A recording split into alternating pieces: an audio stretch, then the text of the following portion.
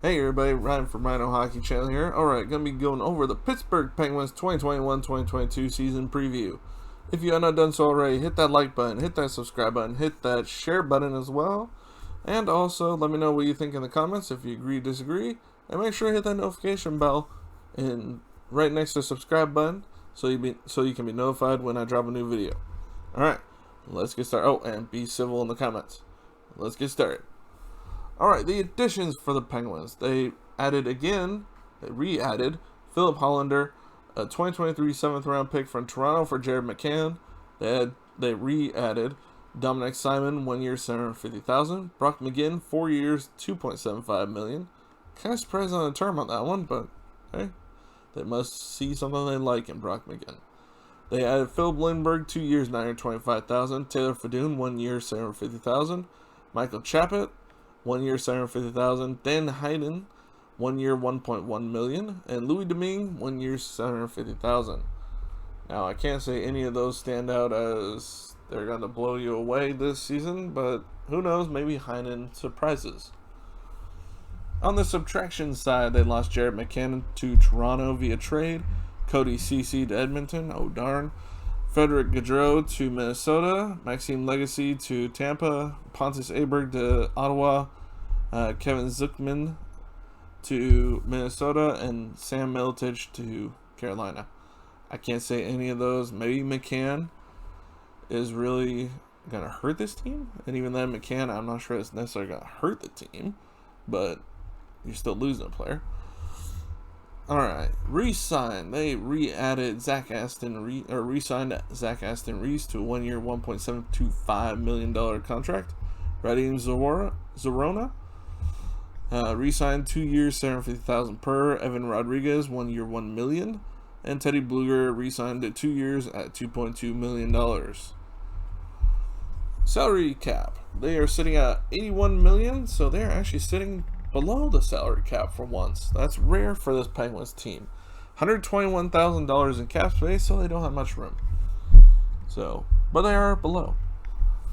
Alright, on the... Oh shoot, I'm going to have to hurry here. Alright, on the forward side, I'm getting Malkin as a UFA after this year. I gotta imagine I'll bring him back, maybe somewhat cheaper. Brian Rust, Jeff Carter, Zach Aston Reese, Evan Rodriguez, and Sam Lafferty, UFAs. RFAs, Dan Heinen, and Kasperi Kapanen. So Kapanen I can see getting a pay raise, depending on how his season goes, of course. But a lot of UFAs out this season. Big one being Malkin. On the defensive side, Chris Letang is a UFA out there this year. So my God, this team without Letang and Malkin next year, I can't see it. Ruedel is a UFA, Mark Friedman is RFA, and Casey DeSmith is a UFA. They also have Juuso Riikola, buried penalty, but he's a UFA after this season.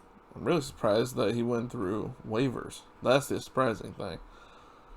I saw this right before I started recording this. Brian Boyle was signed to a contract, so his PTO is now an actual contract. I don't know term. I think it was 1 year. I don't know how much. They still have dead cap in Jack Johnson. They're paying $1.1 million for his buyout this year. Money well spent. On the non-roster forwards, Drew O'Connor, along with Justin Almeida, Jan Drozg, Kasper Bjorkquist, Jordy Belrive, Anthony Angelo are RFAs, and you got Michael Chaput and Dominic Simon, also UFAs. On the defensive side, Juuso Riikola is a UFA, Cameron Lee, Olivier Joseph, Nicholas Almari, Will Riley, and are RFAs, and Taylor Fedun is UFA. So, Joseph, I can see him getting some games in this year. He looked pretty good last year in the games he played, so I'm kind of surprised he didn't make the team out of the bat this year. On the goalie side, Louis Domingue is a UFA, and Alex DiOrio is an RFA, and that's an awesome name because it has Oreo in it. On the draft this year, there's no first-round pick once again for this team. Number 58 was our first pick, and that was Tristan Brose. And you can see the rest of them here. I like the one Tankoff. That's awesome last name. On the draft, let's see what they had draft pick wise the next 3 years. They had their own first this year. Their second and third is conditional. They had their own fourth, fifth, sixth, and seventh. And next year, 2023, they had their own first, second, fifth, sixth, and seventh. They had Toronto seventh. Their third and fourth are conditional picks next year. 2024, they have all their own picks. So there you go.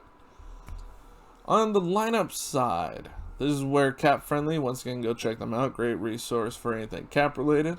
Has them on depth charts for the lines. They have Heinen with Carter and Rust. Like I said, Crosby and Malkin are out for a bit, so that's why the lines are going to be a little interesting. Jason Zucker with Evan Rodriguez and Kasperi Kapanen.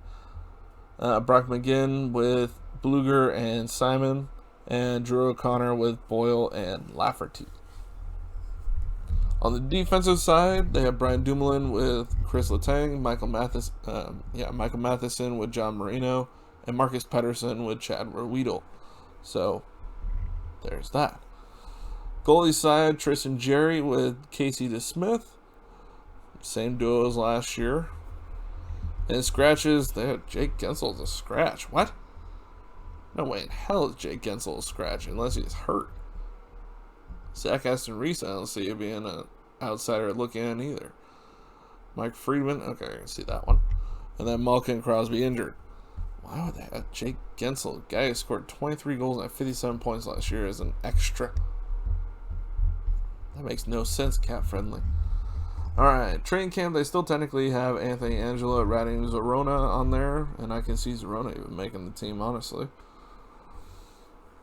On the non-roster minors, they have Philip Hollander, is a guy who may get some games in this year, maybe, if he can play up there. I think Samuel Poulin is still, is he junior eligible still? Yeah, he's 20, I believe he still is for another year. Juuso Riikola, I'm surprised nobody took him in the waivers. Pierre-Olivier Joseph, I'm surprised he's not playing in the NHL on their roster. That's kind of surprising. That's at bad camp. Alright, on the prospects side, this team has not picked high for a while. And their highest pick here is a goaltender, Joel Blomqvist at 52. And a forward, Tristan Brose, their earliest pick this last draft, at 58. Everybody else is 100 or higher, well, except for our goalie at 77. But, yeah, this team has not drafted high lately, so they're leaning a lot more in the pick area, or in the prospect area, and honestly, the prospects they have are ones that you have to take longer developing, so this is going to hurt this team in the depth area. Top prospects. Sam Poulin is still the top prospect for his team. He's a winger. 31 points in 24 QMJHL games last year. Pierre-Olivier Joseph, 5 points in 16 AHL games and 13 points in 23 AHL games for the defender.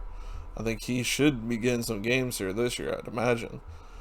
Nathan Laguerre, right wing, 38 points in 33 QMJHL games. Philip Hollander, who has returned again, 24 points in 51 SHL games. Okay. Radim Zorona, winger, 4 points in 8 NHL games. That's why I gotta imagine he's gonna get some games here soon. 11 points in 12 AHL games. Others mentioned were Drew O'Connor, a left winger, Cale Klang, a goalie, Joel Blomqvist, a goalie, Cam Lee, a defender, and Lucas Svechkovsky, a center. Now, I see this team being more of a middle range team. With the injuries to Crosby and Malkin, if they end up being extended injuries, this is just going to hurt this team even more. I mean, this team already is kind of weak, so in the depth area, so this is already hurting the team. But I still think they're good enough that they're going to be able to fight for a playoff spot. I don't see this team not being able to fight for a playoff spot. So that's where I see them, middle of their division, middle range team. I don't think they're a Stanley Cup threat, but things happen. I mean, you never know. They may have a really good trade deadline, get some really good assets, and beat that team. There's always that chance.